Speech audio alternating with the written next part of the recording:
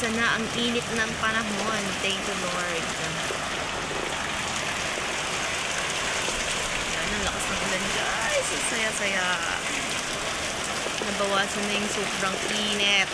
Grabe. Patapos na ang El Nino. Sana lang. So, kaya sobrang init natin ngayon, guys, no? Dahil sa El Nino.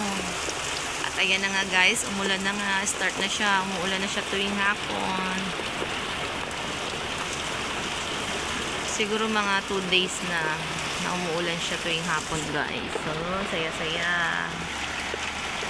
Pero ngayon yung matagal na ulan.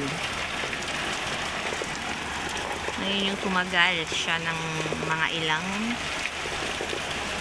minutes na tumagal pa na ganito lang kalakas para hindi naman magbaha. Ayan, guys, thank you, Lord.